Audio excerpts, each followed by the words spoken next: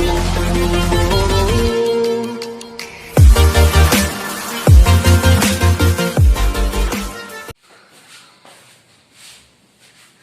Students, आपका हमारे channel maths master जी में स्वागत है और मैं आपका टीचर अमित जैन। आज मैं आपके लिए लेके आया हूँ मैट्रिसेस की सेकंड एक्सरसाइज क्लास 12।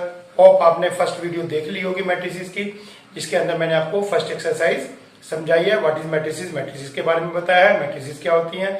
उसके अंदर रो और कॉलम की जिक्र किया था हमने कि रो और कॉलम क्या होता है।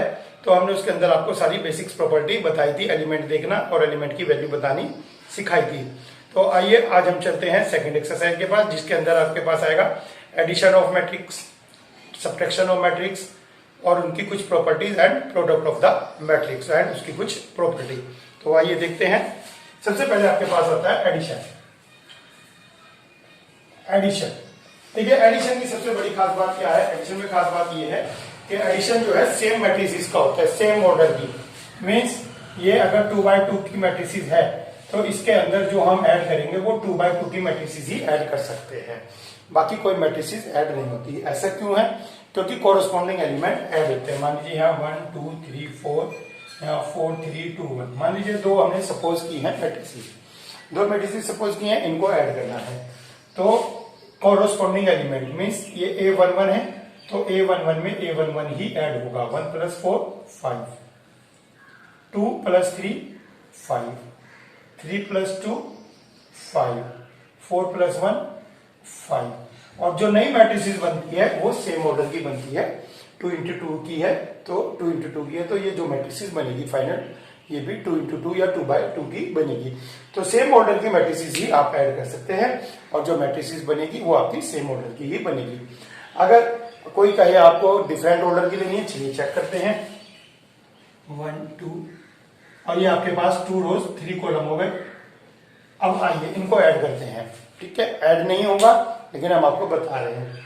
इसके अंदर ये ऐड हो जाएगा, ठीक है। 2 4 के अंदर ये ऐड हो जाएगा, तो 3 1 बचता है आपके पास, ठीक है ना। फर्स्ट के साथ कॉलम, सेकंड कॉलम में ऐड हो जाएगा, बचता ही नहीं है। तो ऐड कैसे करेंगे आप? तो आपको पता लग गया कि जो सेम ऑर्डर की मैट्रिसेस होती हैं केवल वो ही आप ऐड कर सकते हैं। क्लियर हो गई बात? ऐसे ही सब्ट्रैक्शन की बात है। सब्ट्रैक्शन में भी सेम रूल लगता है कि सेम ऑर्डर की मैट्रिसेस जो है सब्ट्रैक्ट होती है। एडिशन हो गया, सब्ट्रैक्शन।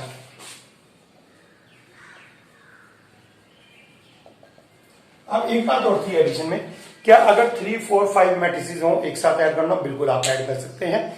अगर मैट्रिसेस 2 से ज्यादा हैं तो आप उनको भी ऐसे ऐड कर सकते हैं। 1 + 4 5 और जो यहां पर होगा एलिमेंट, ठीक है, सिंपल ऐड कर देंगे।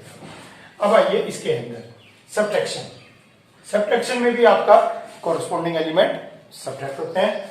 1 - 4 -3, 2 - 3 -1, 3 - 2 1, 4 - 1 3।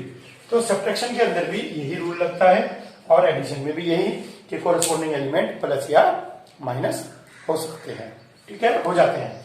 अब आइए स्केलर प्रोडक्ट। स्केलर प्रोडक्ट किसको कहा गया है? स्केलर प्रोडक्ट जब आप किसी नंबर से मल्टीप्लाई करते हैं तो उसको कहा गया है स्केलर प्रोडक्ट। आपने मैट्रिक्स दिए, आपको बाहर से कहना है कि किसी एक नंबर से मल्टीप्लाई कीजिए। मान लीजिए मैट्रिक्स आपके पास ए है और कहता है 2 से मल्टीप्लाई कीजिए। 2a हो गया तो इधर क्या होगा? 2 बाहर आ जाएगा इससे, ठीक है ना। सिंपली 2 बाहर लिखेंगे आप, जैसे 2a लिखा आपने, 2 बाहर लिखा। अब 2 की मल्टीप्लाई किससे करेंगे? इससे, इससे, इससे या इससे? नहीं, जो भी बाहर स्केलर, इसको स्केलर प्रोडक्ट बोलते हैं।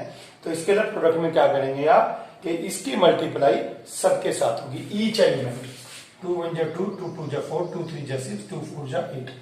तो इसकी मल्टीप्लाई ईच एलिमेंट के साथ होती है, ये आपको ध्यान रखना है। तो ये होता है स्केलर प्रोडक्ट, ठीक है ना। तो इसके अंदर जो है आपने स्केलर मल्टीपल किया है तो ये आपका हो गया, ठीक हो गया। चलिए आगे देखते हैं और प्रॉपर्टी।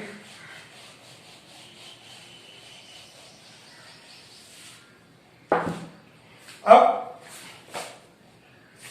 एडिशन आपका हो गया, सब्ट्रैक्शन हो गया, मल्टीप्लाई बाय स्केलर हो गया।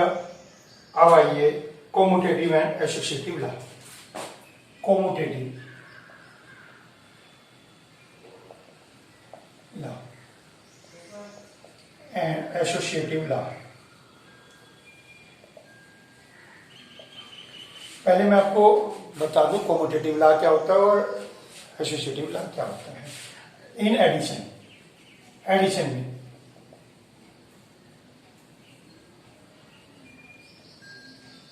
कॉम्यूटेटिव लॉ एडिशन में क्या होता है और एसोसिएटिव लॉ एडिशन में क्या होता है।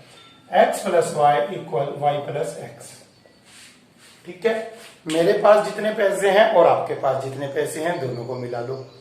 इसी स्टेटमेंट को ऐसे कहेंगे, आपके पास जितने पैसे हैं और मेरे पास जितने पैसे हैं इनको मिला लो। तो बात एक ही होती है एडिशन में, आप क्या चीज पहले लिख रहे हैं क्या चीज बाद में लिख रहे हैं, यहाँ पर कोई मैटर नहीं करता। देखते हैं एग्जाम्पल, 2 2 2 2 प्लस 3 3 3 3, तो कितना आएगा आपके पास 5 5 5 5। देख लीजिए 2 प्लस 3 5, 2 प्लस 3 5, 2 प्लस 3 5, 2 प्लस 3 5। अब कहता है ऑर्डर चेंज कर दीजिए, ऑर्डर चेंज कर दीजिए, कर दिया ऑर्डर चेंज। ऑर्डर चेंज करने पर भी क्या रहेगा 5 5 5 5। चेक कर सकते हैं ऑर्डर चेंज करने पर, ये ऑर्डर इधर ये इधर, 3 प्लस 2 5, 3 प्लस 2 5, सब में 5 आएगा। तो x plus Y equal Y plus X होता है। ये कॉम्यूटेटिव लॉ है, कॉम्यूटेटिव लॉ 2 में लगता है। ठीक है, एडिशन में मैं आपको एक क्लियर बात और बता दूं, मैट्रिसेस में केवल आपके पास एडिशन का ही लॉ होते हैं। ठीक हो गया, मल्टीप्लिकेशन में कॉम्यूटेटिव नहीं होता, सब्ट्रैक्शन में भी एसोसिएटिव और कॉम्यूटेटिव नहीं होते।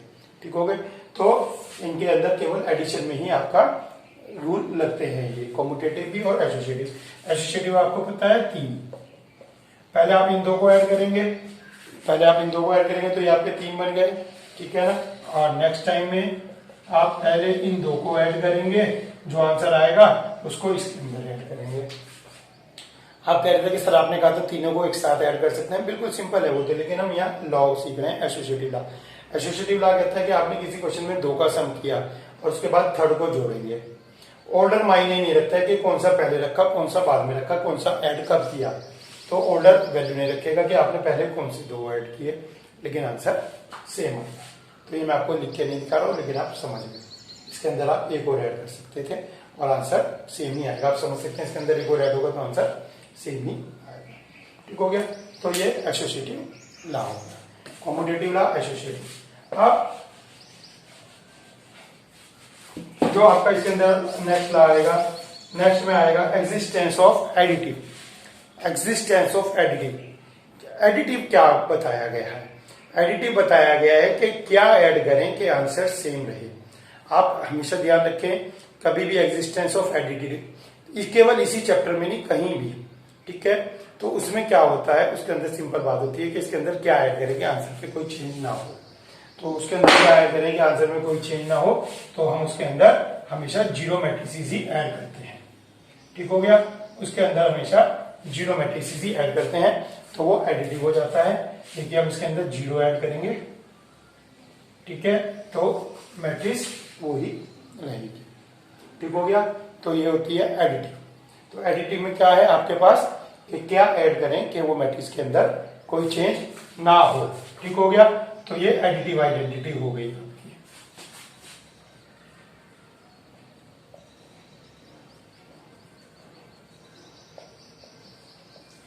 तो एडिटिव आइडेंटिटी के क्या ऐड करें कि आपका आंसर सेम रहे। इसके बाद आता है आपके पास एडिटिव इनवर्स।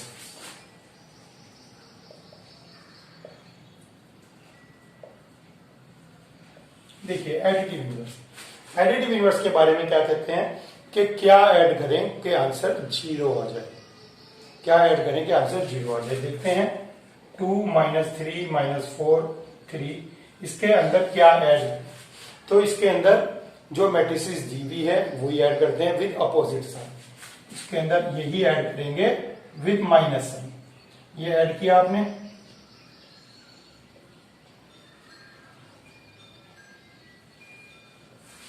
तो इसके अंदर क्या ऐड करें कि जीरो आ जाए, तो यही मैट्रिसेस आप ऐड करेंगे विद अपोजिट साइन। और देखें आप क्या जीरो आता है,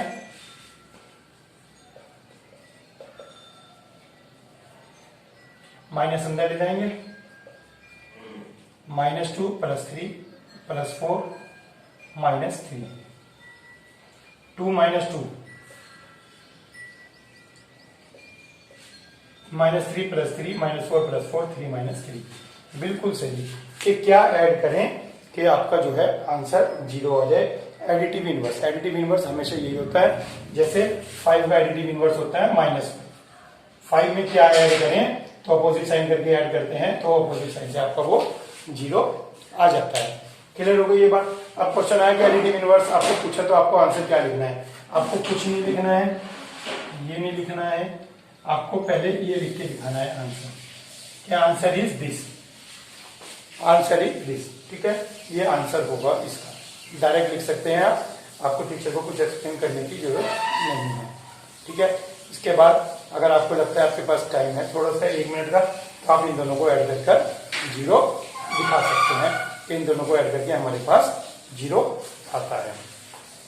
ठीक हो गया। तो ये आपकी ऑलमोस्ट सारी प्रॉपर्टी हो गई है। चलिए एक्सरसाइज 3.2 स्टार्ट करते हैं। 3.2 में फर्स्ट क्वेश्चन है आपके पास, नहीं अब इसके अंदर प्रोडक्ट भी है। ठीक है ना, आइए अब देखते हैं प्रोडक्ट।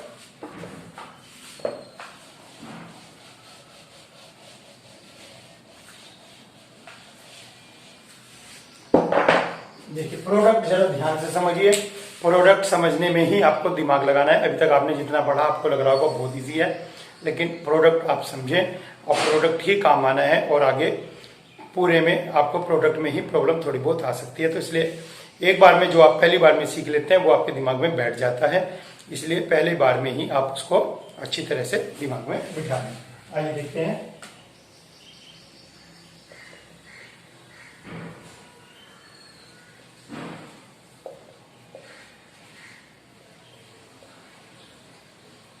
चलिए इनकी मल्टीप्लाई करते हैं। सबसे पहले मल्टीप्लाई का रूल प्रोडक्ट में। मल्टीप्लाई में रूल क्या लगता है, मल्टीप्लाई में रूल लगता है, हम पहले इसका ऑर्डर लिखेंगे 2/2, इसका ऑर्डर लिखेंगे 2/2। इसके अंदर जितने भी रूल अभी तक आपने पढ़े हैं उनमें से कोई भी फॉलो नहीं होगा।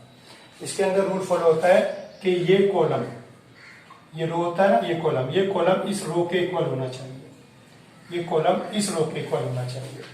ठीक है, तो मैं इसके अंदर थोड़ा सा क्वेश्चन को बड़ा कर देता हूं आपके लिए। तो इसके अंदर मैं आपको 3 1 दे देता हूं और ये 2/3 का बन गया। ठीक है, देखिए अब 2 रोज हैं 3 कॉलम है। ठीक हो गया। तो कॉलम इसका पहले वाले का और बाद वाले का रो सेम होना चाहिए। अभी ब्रेक लेते हैं।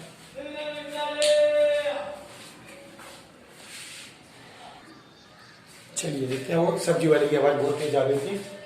तो अब मल्टीप्लाई में आपको क्या बताया कि यहाँ पर कॉलम होंगे और यहाँ पर रो होगी, और ये जो कॉलम और रो हैं ये इक्वल होंगे तभी आप मल्टीप्लाई कर सकते हैं, अनलेस आप मल्टीप्लाई नहीं कर पाएंगे। क्लियर हो गई बात। तो ये मल्टीप्लाई के लिए क्या रूल करते हैं।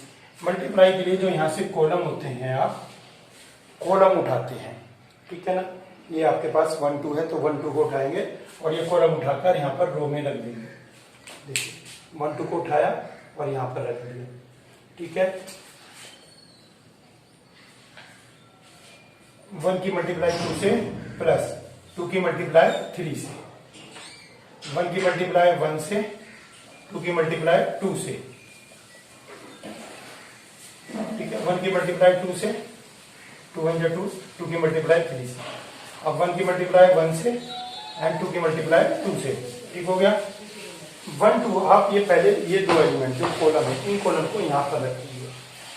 ठीक है, कॉलम को यहाँ रखते ही इसकी मल्टीप्लाई इससे और फिर इसकी मल्टीप्लाई इससे। तो ये आपकी जब आपने कॉलम फर्स्ट उठाया था तो आपको कॉलम 1 बनता है। अब आपने कॉलम 2 उठाएंगे 5 4।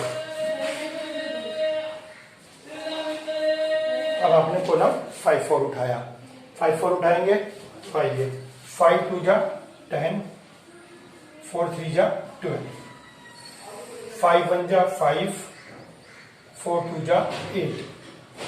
ठीक, ये आपने कॉलम सेकंड उठाया था तो सेकंड कॉलम आपका तैयार हो गया। अब देखिए 3 1 उठाइए। अब 3 1 देखिए 3 1 उठाया आपने 3 1, तो 3 1 उठाएंगे तो 3 2 जा 6 प्लस 1 3 जा 3, 3 1 जा 3 प्लस 1 2 जा 2। ठीक है, ये आपकी एक नई मैट्रिक्स बन गई और आंसर आपका आता है 3 2 जा 6 एंड 2 8, 2 2 जा 4 एंड 1 5, 22 13 9 5। ये आपकी नई मैट्रिसेस बन गई। और इस नई मैट्रिसेस की खास बात क्या है आपको मैं बताऊं। अभी मैं आपको एक दो और एग्जांपल दूंगा जिससे और क्लियर हो जाएगा, टेंशन ना लें। तो ये जो नई मैट्रिसेस बनती है वो जो ये बचते थे इस ऑर्डर की बनती है 2 by 3। देखिए मैंने लिख दिया, मैंने यहाँ से लिख दिया, जरा चेक भी कर लेते हैं। 2 मीन्स 2 रोज, देखिए 2 रोज है। 3 मीन्स 3 कॉलम, ये 3 कॉलम है, बिल्कुल सही है। तो आपने क्या किया, ये कॉलम और ये रो इक्वल होनी चाहिए। अगर ये इक्वल होगी तो मल्टीप्लाई हो सकती है, और मल्टीप्लाई होने के बाद जो नई मैट्रिसेस बनती है वो इस ऑर्डर की बनती है। ठीक हो गया, ये बात आपके दिमाग में रहनी चाहिए। चलिए एक एग्जाम्पल और लेते हैं हम, जिससे आपको और क्लियर हो जाए।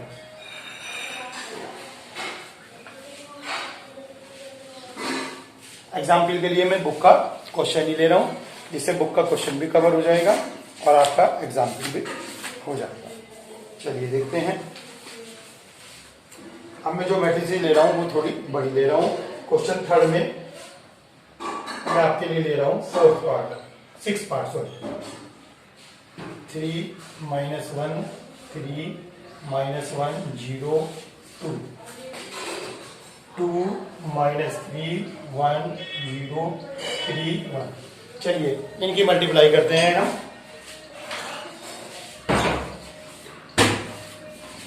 तो इसमें क्या करेंगे आप, सबसे पहले इसके अंदर ऑर्डर लिखते हैं आप। ऑर्डर 2 रोज हैं, 3 कॉलम है। इसके अंदर 3 रोज हैं, 2 कॉलम है। ठीक हो गया, ये आपने नोट कर लिया। अब आपने देखा ये दोनों इक्वल है, इसका कॉलम इसके रो के इक्वल है तो आप इसको मल्टीप्लाई कर सकते हैं। अगर ये अनइक्वल आ जाए तो आप मल्टीप्लाई नहीं कर सकते। क्यों, देखिए उसका भी कारण होता है, क्योंकि जब आप ये 2 1 3 उठाकर यहाँ लिखेंगे 2 1 3, ठीक है ना, ये पूरे होने चाहिए 2 1 3। तो यहाँ भी 3 एलिमेंट है और यहाँ पर भी 3 एलिमेंट है। अगर इक्वल होंगे तभी मल्टीप्लाई कर पाएंगे। चलिए अब थोड़ा सा करते हैं मल्टीप्लाई। जो नई मैट्रिक्स बनेगी वो 2 by 2 की बनेगी। लीजिए लिख लिया मैंने 2 by 2, गारंटीड है 2 by 2 की ही बनेगी। चलिए लिखते हैं। 2 1 3 को अब मैं यहाँ नहीं लिखूंगा, क्योंकि आपको अब प्रैक्टिस आ गई होगी। 2 1 3 यहाँ आपको नहीं लिखना है, दिमाग में रखना है 2 1 3। ठीक है, अगर आपको लगता है कि आपकी मैथ वीक है तो आप कच्ची पेंसिल से कॉपी पे लिख सकते हैं 2 1 3, क्योंकि आप इसको परमानेंटली यहाँ नहीं लिखते 2 1 3। चलिए 2 1 3। चलिए चेक करते हैं, पहले इसी को चेक करते हैं। 2 1 3 यहाँ लिखा है 2 1 3, 2 3 जा 6, 1 -1 -1 3 3 जा 9। ठीक हो गया। अब 2 1 3 की मल्टीप्लाई इससे करेंगे, 2 की मल्टीप्लाई -1 से, 1 की मल्टीप्लाई 0 से, 3 की मल्टीप्लाई 2 से, 2 की मल्टीप्लाई -1 से, 1 की मल्टीप्लाई 0 से, 3 की मल्टीप्लाई 2 से। ठीक हो गया। अब -3 0 1, -3 0 1 से मल्टीप्लाई करेंगे आप। -3 की मल्टीप्लाई इससे। जब मैं सिखा रहा हूं तो थोड़ा सा आप भी कोशिश किया कीजिए कि मैं भी सोचूं, केवल आप देखने में ना जाए, आप अपना दिमाग लगाएं कि मैं भी सोचता हूं क्या आएगा। ठीक है ना, तो उससे कॉन्फिडेंस लेवल जल्दी आता है। -3 की इससे, 0 की -1 से और 1 की 3 से। चेक करिए, बिल्कुल सही लिखा गया हमने। -3 0 1, -3 0 1। ठीक हो गया। अब -3 0 1 दोबारा चेक करते हैं। -3 0 1 मल्टीप्लाई बोलता हूं मैं, ये नंबर बोल रहा हूं, ये नंबर ऑलरेडी लिखे हुए हैं, तो मैं जो नंबर बोल रहा हूं मैं उनकी इनसे मल्टीप्लाई करता चल रहा हूं। एक बार तो देखिए, मैंने -3 0 1 लिखा है यहाँ पे, मीन्स -3 0 1 की मल्टीप्लाई से। -3 मैंने बोला मीन्स मल्टीप्लाई इससे की, फिर मैंने बोला 0 की मल्टीप्लाई 0 से, फिर मैंने बोला 1 मीन्स 1 की मल्टीप्लाई 2 से। इसको आप ऐसे भी समझें जैसे मैंने आपको पहले समझाया था। मान लीजिए ये लिखा है -3 0 1, आपने ऐसे लिखा, -3 3 जा -9, 0 1 3 जा 3। ठीक है ना, -3 -1 3 0 0 0 और 1 की 2 से मल्टीप्लाई 2। ठीक है, ये आपके अपने ऊपर डिपेंड करता है कि आप इसको कितना इजीली और कितना कॉन्फिडेंटली आप इसको लिख पाते हैं। ठीक है, तो ये आपके पास आ गया। 6 - 1 5 + 9 14, 6 - 2 4, -9 + 3 -6, 3 + 2 5। और देखिए 2 by 2 की मैट्रिसेस बन गई। आपकी ये 2 by 2 की ही बनती है, और वो यहाँ से पता लग गया। ठीक है, तो आपको ये मल्टीप्लाई करना आ गया। आइए अब इसके अंदर एक प्रॉपर्टी देखते हैं, खास property.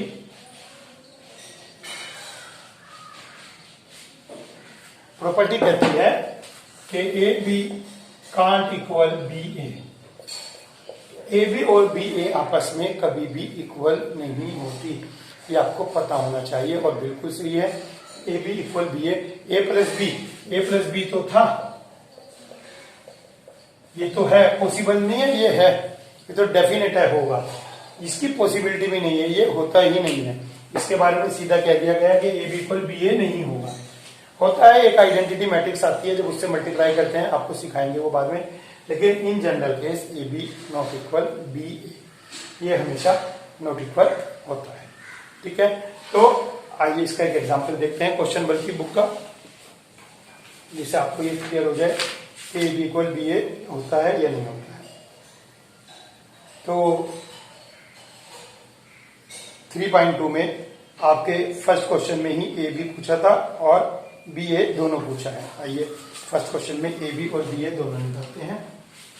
A equals 2 4 3 2 and B equals 1 3 -2 5। ये आपने ए बी दोनों मैट्रिसेस लिख दी। आइए इनका प्रोडक्ट कर रहे हैं। ए बी आप क्रॉस लगाए ना लगाए, डायरेक्ट ए बी भी लिख सकते हैं। ठीक है, जनरली डायरेक्ट ही लिखा जाता है, लेकिन मैंने आपको बताया। तो आइए मल्टीप्लाई थोड़ा सा आप अपने दिमाग में भी करते रहिए। 1 -2 उठाएंगे, 1 की मल्टीप्लाई इससे 2 से, -2 की मल्टीप्लाई 4 से, अब 1 की मल्टीप्लाई 3 से, -2 की मल्टीप्लाई -2 से।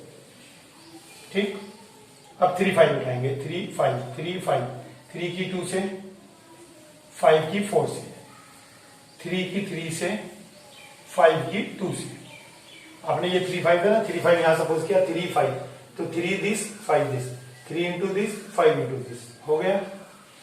तो ए भी आ गया आपके पास, -6 26 -1 19, तो मिसे क्या -6 26 -1 19, ये आपके पास आ गया। देखिए ये भी 2/2 की थी, ये भी 2/2 की थी। मल्टीप्लाई में सेम ऑर्डर का कोई मैटर नहीं होता, बस आपको ये कॉलम और ये रो सेम होना चाहिए। ये हो गया, तो जो फाइनल बनेगी वो इस और इस ऑर्डर की बनेगी, बिल्कुल सही। ये आपके पास ए बी आ गया। चलिए बी ए चेक करते हैं। बी ए, अब आप इसको बांधिए। अब बी ए मुझे करना था, तो अगर मैं बी ए को मल्टीप्लाई इसके अंदर करता हूं तो मुझे बहुत दिक्कत होती है उठाने में, तो मैं ए को वहां लिख रहा हूं अपनी इजीनेस के लिए। अब मुझे इजी पड़ेगा मल्टीप्लाई करने में। चलिए 2 3 उठा के यहां रखा मैंने, 2 3 2 3, देख लीजिए 2 3 उठाया, 2 की मल्टीप्लाई इससे, 3 की मल्टीप्लाई इससे, 2 की मल्टीप्लाई इससे, 3 की मल्टीप्लाई इससे। अब 4 2 उठाऊंगा, 4 2 4 2 4 2, 4 की मल्टीप्लाई इससे, 2 की मल्टीप्लाई इससे। ठीक है, देखते हैं। 2 + 9 11, 4 + 6 10, 11 -2। देखिए क्या ये दोनों इक्वल आए? दोनों इक्वल नहीं आएंगे, तो कंफर्म है कि A B not equal B A होगा नहीं। ठीक है, ए बी और बी ए कभी भी आपके इक्वल नहीं होते। तो अब मैंने जितना समझाया है आपको, इसके ऊपर बेस आपके क्वेश्चन काफी सारे हो गए हैं। चलिए और देखते हैं हम थोड़े से क्वेश्चन और मल्टीप्लिकेशन के थर्ड क्वेश्चन में मैं आपको दिखाता हूं सेकंड पार्ट।